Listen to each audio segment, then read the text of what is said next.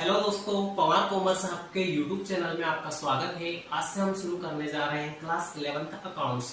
और सबसे पहले हम पढ़ेंगे इंट्रोडक्शन टू अकाउंटिंग, जिसमें आपके टॉपिक कवर होंगे meaning and definition of accounting, characteristic of accounting, objectives of accounting, functions of accounting, advantages, limitation, accounting का बिजनेस में role, process, branches of accounting.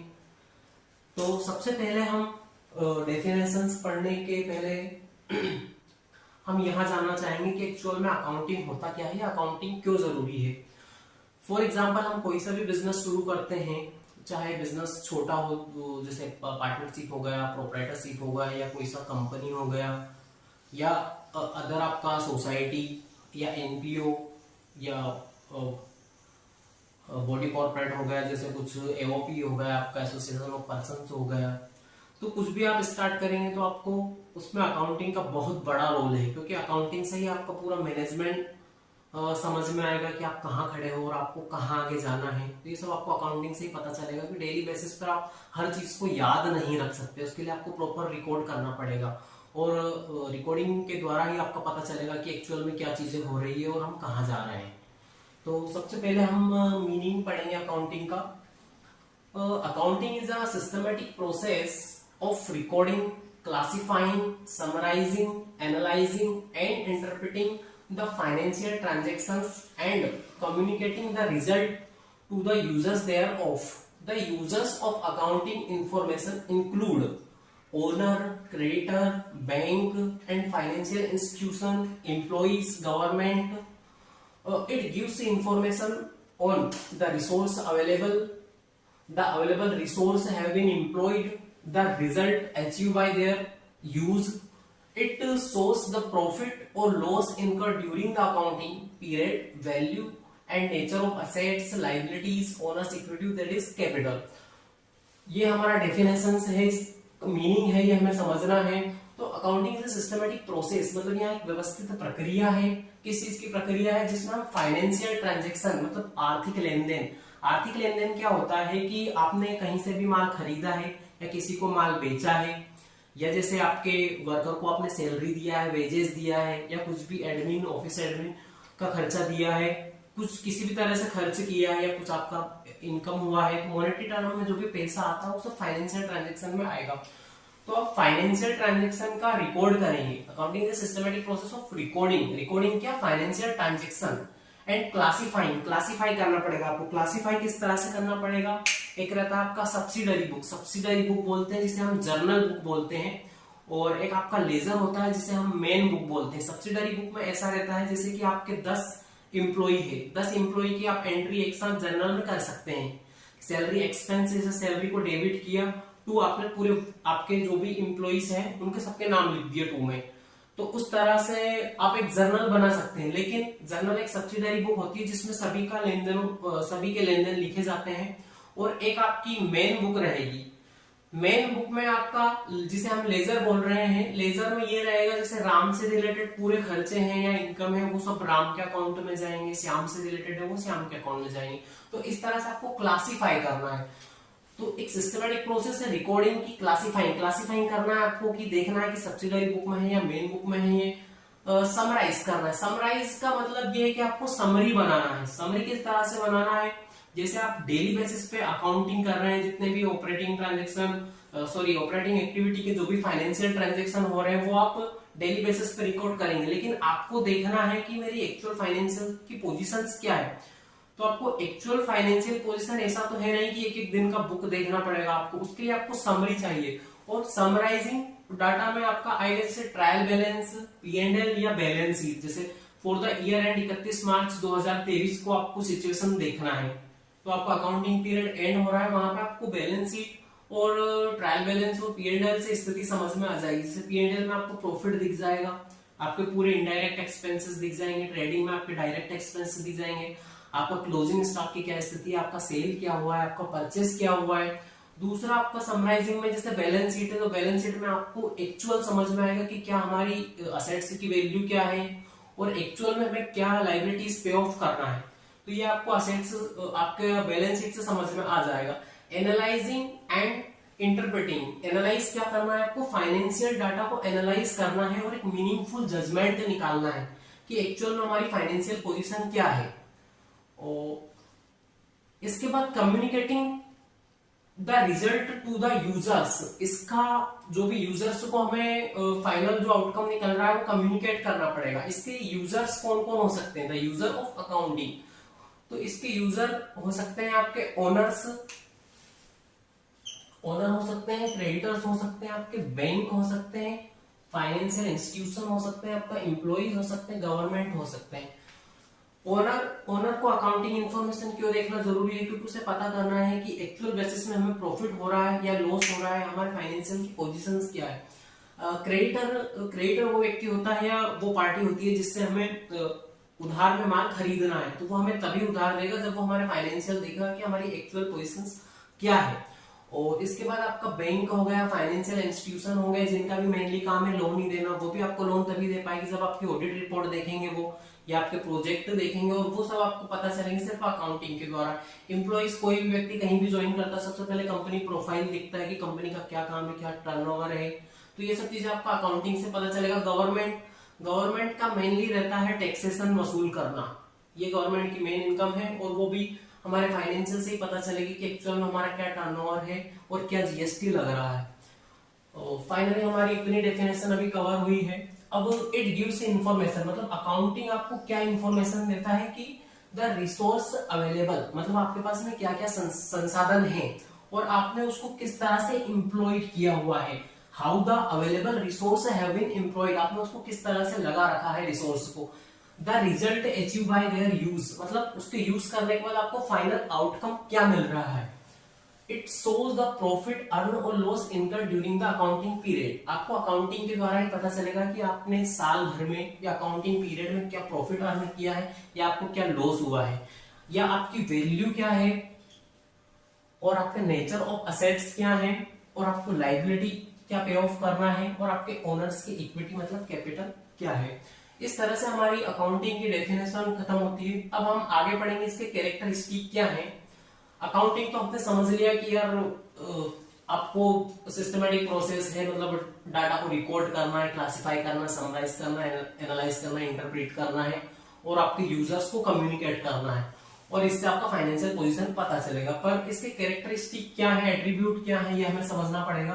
तो सबसे पहले हमें देखना पड़ेगा identifying and measuring financial transaction and event. इसका मतलब है कि कोई भी आर्थिक लेन देन या घटनाएं हो रही है उसे आइडेंटिफाई करना है। क्या आइडेंटिफाई करना है कि वो एक्चुअल फाइनेंस है, फाइनेंशियल ट्रांजैक्शन है, ये मतलब उसको मॉनेटरी टर्मों में हम देख सकते हैं, मॉनेटरी टर्मों में होना चाहिए, मॉनेटरी को हम मेजर कर लेना चाहिए। जैसे कि आप कोई सी भी वस्तु या गुड्स कुछ खरीद रहे हैं जिसकी वैल्यू आपको 5,000 है, लेकिन आपको पता है कि इसके पैसे देने पर आपको ये नहीं पता कि कितने पैसे देने हैं। तो सबसे पहले तो आपको ये पता होना चाहिए कि ये फाइनेंशियल है, और दूसरा मेजरिंग है, ये मॉनेटरी टर्म में मेजर होना चाहिए। दूसरा रिकॉर्डिंग है, तो वही सिस्टमेटिक रिकॉर्ड है, आपको डेली बेसिस पे जो कि रखना ही है प्रॉपर। क्लासिफाइंग मैंने आपको समझाया था ऊपर की जर्नल और लेजर में अलग अलग क्लासिफाई करना है। समराइज में आपको वही ट्रायल बैलेंस शीट बनाना, मतलब एक समरी बनाना है अकाउंटिंग की। एनालाइज में वही फाइनेंशियल डाटा को एनालाइज करना है जिससे प्रॉपर जजमेंट निकलेगा कि हमारी फाइनेंशियल पोजीशन क्या है, हम कहाँ खड़े हैं। और कम्युनिकेटिंग में आपको वही कम्युनिकेट करना है यूजर्स को। एक्चुअली यूजर्स भी दो तरह के रहते हैं, internal users and external users. Internal user में आपके ओनर एंड डायरेक्टर आएंगे, और एक्सटर्नल यूजर में गवर्नमेंट, क्रेडिटर, डेटर, बाहर की पार्टियां आएंगी। ऑब्जेक्टिव क्या है अकाउंटिंग का, एक्चुअल में अकाउंटिंग का उद्देश्य क्या है, हम ये जानेंगे अब। इसका मेन पर्पस है कि मेंटेनिंग अकाउंटिंग रिकॉर्ड, मतलब सिस्टमेटिक रिकॉर्ड करना है आपको अकाउंट को। और इसके उद्देश्य मतलब इसी से आपको पता चलेगा डिटरमाइनिंग प्रॉफिट और लॉस। अकाउंटिंग आप डेली बेसिस पे रिकॉर्ड कर रहे हो, डे बुक आपका कंप्लीट हो रहा है, आप ईयर एंड पे देखोगे कि आपका क्या प्रॉफिट है, या आप टाइम टू टाइम से देखते रहोगे। डिटरमाइन फाइनेंशियल पोजीशन, जिससे आपको पता चलेगा कि हमारी बैलेंस शीट क्या है, हमारे लाइबिलिटीज क्या है। फैसिलिटेटिंग मैनेजमेंट, इसमें आपको क्या पता चलेगा अकाउंट्स के द्वारा कि एक्चुअल में हमारे फाइनेंशियल पोजीशन क्या है, हम उसके अनुसार क्या फोरकास्ट कर सकते हैं, क्या बजट बना सकते हैं। ये आपको डिसीजन मेकिंग में बहुत ज्यादा हेल्प करेगा अकाउंट्स। जैसे कोई सा मशीन खरीदना है, उसके लिए क्या प्रोविजन बनाना है, वो आपको अकाउंट्स से ही पता चलेगा एक्चुअल में। Providing accounting information to user, मतलब वो यूजर को बताना, इसका मेन पर्पस वही है। Protecting business assets, protecting business assets, accounting के द्वारा या बिजनेस के असेट्स को भी प्रोटेक्ट कर सकते हो। फॉर एग्जांपल में जैसे करंट असेट्स आपका स्टॉक हो गया, स्टॉक मंथली आप देख रहे हो फिजिकल स्टॉक क्या है और एक्चुअल बुक में स्टॉक क्या है, कितना रिजेक्शन हो रहा है। कई बार क्या रहता है कि आपका बुक्स में अलग स्टॉक आएगा, फिजिकल अलग आएगा, तो वो तभी पता चलेगा जब आप एक्चुअल फिजिकल और आपके बुक्स को मैच करेंगे। तो इस तरह से आपको पता चल जाएगा कोई सी असेट्स खड़ी है, कभी डिस्पोज हो गई है, प्रॉपर उसका डेप्रिसिएशन हो रहा है, उसकी एक्चुअल वैल्यू क्या है, ये सब आपको अकाउंटिंग से पता चलेगा, जिससे आपकी बिजनेस असेट्स प्रोटेक्ट रहेगी, मतलब सुरक्षित रहेगी। अकाउंटिंग के फंक्शन क्या है, तो वही है अकाउंटिंग के कार्य क्या है, मतलब तो मेंटेनिंग सिस्टम अकाउंटिंग रिकॉर्ड, मतलब वही है रिकॉर्ड को मेंटेन करना है। फाइनेंशियल स्टेटमेंट प्रिपेयर करना है, मतलब वही फाइनल अकाउंट, जैसे ट्रायल बैलेंस की बैलेंस शीट, वो आपको बनाना है। मीटिंग लीगल रिक्वायरमेंट, ये इसका बहुत अच्छा फंक्शन है। Meeting legal requirement, legal requirement आपकी क्या रहेगी कि जैसे कंपनी है या कोई से भी पार्टनरशिप फर्म है, प्रोप्राइटरशिप फर्म है, कुछ भी है, आपका एक थ्रेशोल्ड जो लिमिट है, लिमिट के ऊपर सेल्स चला गया है तो आपको जीएसटी रजिस्ट्रेशन लेना पड़ता है। जैसे जीएसटी रजिस्ट्रेशन लिया है तो आपको जीएसटी भरना पड़ेगा, जो कि मंथली बेसिस पे आपका जीएसटीआर 3B या जीएसटीआर 1, जीएसटीआर 2A, ये सब आपको भरने पड़ते हैं। तो लीगल रिक्वायरमेंट का आपको तभी पता चलेगा जब आपके अकाउंट्स प्रॉपर है कि हमें कितना जीएसटी भरना है, या ईयरली बेसिस पे जैसे आप इनकम टैक्स भर रहे हो तो वो भी आपका अकाउंटिंग के द्वारा ही पता चलेगा कि हमारा ये सेल हुआ, इतना हमें भरना है। तो मीटिंग लीगल रिक्वायरमेंट मतलब ये टैक्सेशन से रिलेटेड हो गया आपका पॉइंट। और कम्युनिकेटिंग द फाइनेंशियल इंफॉर्मेशन, मतलब वही है इसका मेनली काम की यूजर को बताना कि अकाउंटिंग से ये। और असिस्टेंस टू मैनेजमेंट, ये भी वही हो गया, आपको मैनेजमेंट को बताना पड़ेगा एक्चुअल में क्या पोजीशन है, उसके अनुसार ही मैनेजमेंट फोरकास्ट कर सकता है, अपना बजटिंग कर सकता है और डिसीजन मेकिंग कर सकता है। अब हम एडवांटेजेस ऑफ अकाउंटिंग, एक्चुअल में अकाउंटिंग से क्या फायदा हो रहा है ये देखेंगे। इसमें सबसे first financial information about business, business के बारे में हमारी फाइनेंशियल इंफॉर्मेशन रहेगी कि एक्चुअल में हम किस पोजीशन में खड़े हैं और हम कहां जाना चाहते हैं, ये हमें अकाउंट्स के द्वारा ही पता चलेगा। असिस्टेंट टू मैनेजमेंट, मैनेजमेंट को भी अकाउंटिंग के द्वारा ही हर चीज पता चलेगी। तीसरा आपका रिप्लेस मेमोरी, इसका एडवांटेज ये हुआ है कि आपने मेमोरी को रिप्लेस कर दिया, मतलब आपको हर चीज याद नहीं रखना है, जैसे आपने प्रॉपर रिकॉर्ड कर लिया है वो रिकॉर्ड हो गया है, अदरवाइज आप ऐसे किसी भी चीज को याद नहीं रख सकते हैं, ये बहुत अच्छा पॉइंट है। फैसिलिटिंग कॉम्परेटिव स्टडी, इसमें आपको कंपैरिजन करना पड़ेगा, आपको यहाँ पता चल जाएगा, जैसे आपका ईयरली बेसिस पे अकाउंटिंग है तो आप ये कंपैरिजन कर सकते हैं कि हमारा लास्ट ईयर क्या सेल हुआ था, इस बार क्या सेल हुआ है।